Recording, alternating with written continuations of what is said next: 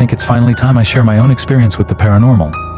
It wasn't as intense as some of my grandfather's encounters, but it was enough to change the way I see the world forever.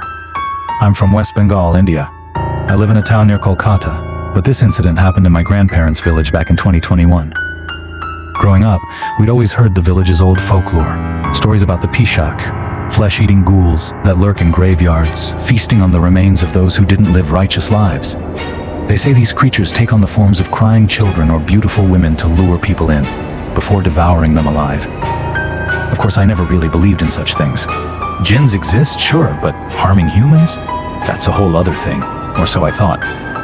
One night, during my vacation, my friend Armin and I went to watch a performance in a neighboring village. By the time it ended, it was close to midnight.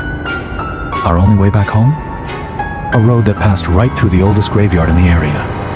We had crossed that path dozens of times before, but never this late. At first we were talking about the performance, laughing, joking. But as soon as we stepped near the graveyard, an eerie silence swallowed us whole. It felt heavy, like the air itself was pressing down on our shoulders. Every rustling leaf, every distant howl, it all felt unnatural. Then we heard it, a faint sound, soft, distant, a child crying. We stopped in our tracks. My blood turned ice cold. My heart pounded so loud I could hear it in my ears. Arman and I exchanged looks, neither of us daring to say a word. As we kept walking, the crying grew louder and louder, until it felt like it was right beside us. And then we saw it. A small child, no more than a year or two old, sitting on the side of the road, sobbing, alone, vulnerable. Every instinct screamed at me to help.